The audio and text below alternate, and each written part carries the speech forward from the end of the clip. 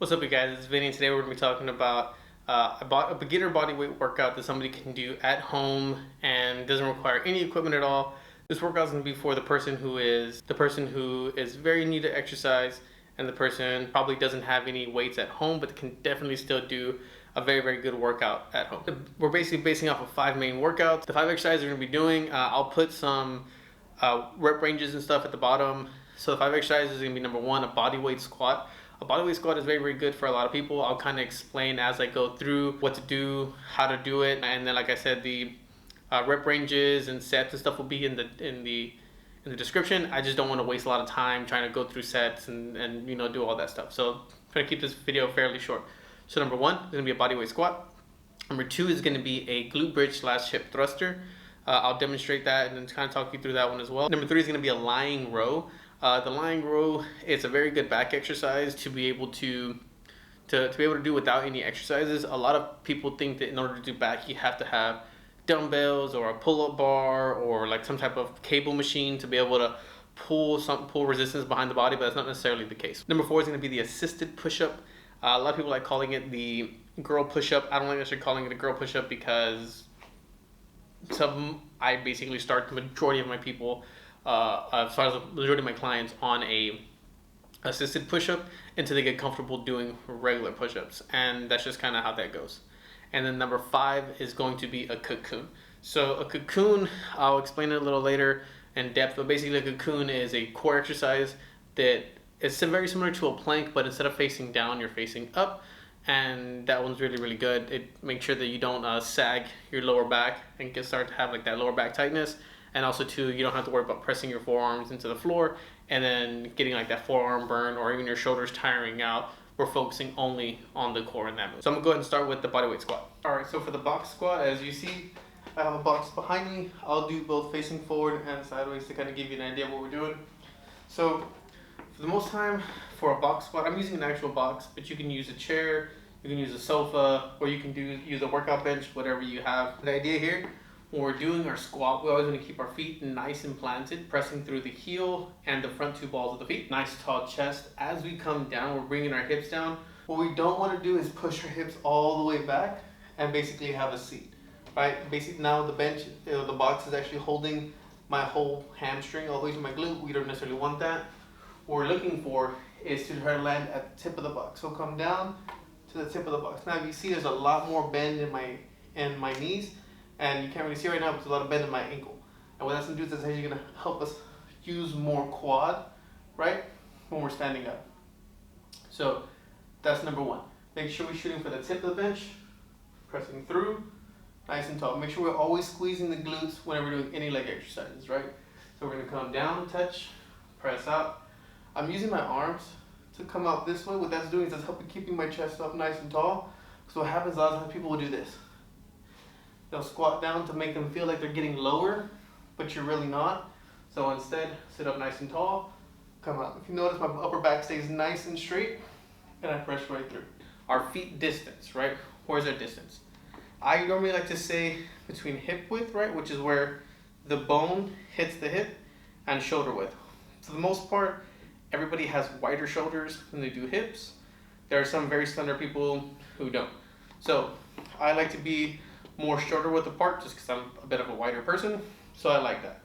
When I come down, I'm gonna come down nice and tall. If you notice, my knees don't buckle in, right? So a lot of times what will happen is that when your glutes are weak, you'll tend to do this and you'll come up. Your knees will come in and they'll come up. I'm over exaggerating a little bit, but you see the point. What we want to do is we want the knees to follow the toes. So if my toes are pointed forward or even a little out, that's perfectly fine. We just want our knees to follow the toes, come straight back up, right? Nice and easy, come out and come up. I'm doing the same thing. I'm pushing my arms out to help keep my chest a little taller. After a little bit, you can just kind of keep your hands tight to yourself and you keep your chest up, but it does take some practice. Number 2 is going to be our glute bridge. Let's get to that. With this one, the biggest problem a lot of people have is they'll lift their stomach when they come up instead of lifting their hips. So this is called a glute bridge. We can also call them hip thrusters if we're going up and down, right? I'm gonna show both. Both are really good exercises. For the very beginner, we'll start with a glute bridge just to help develop some of that glute strength.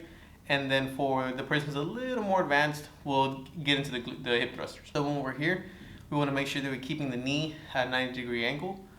I normally recommend people to lift their toes and push through their heels, just because a lot of times we have the habit of driving through the toes and we end up activating a lot of quad when we do that, and it's also can develop some knee pain. We don't want that.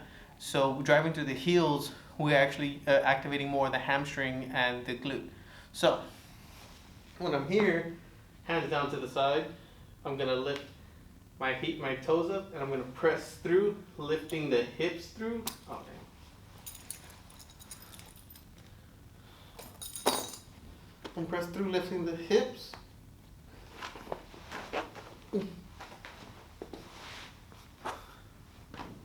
So I'm gonna press through, driving the hips up, while squeezing my glutes as hard as I can, lifting up. Now a lot of people will end up doing this instead, where they'll push their stomach up, and we don't want that. If you notice my stomach's a little rounded right now, we don't want that. Instead, we want to keep through the hips and drive through. So from here, we're going to get to the lying row. With the lying row, all we're going to do is drive our elbows into the floor as high as we can and lift our chest up off the floor, really trying to squeeze the shoulder blades together as hard as we can, and we're just going to hold. Really, really push, push, push, and squeeze. You'll feel basically your lower neck all the way down to your lower back or to your middle back activating this exercise. Same thing here. So we'll start elbows down. I'll drive and try to lift the chest off the floor. Create a little space between the floor and your back, and just hold. We're gonna squeeze and relax. For exercise number 4, we're going to be doing an assisted push-up, which is also considered like a girl push-up. I'm like calling it that. So we'll start on the floor, hands off to the side. We'll cross the heels and bring it nice and tight to the glutes.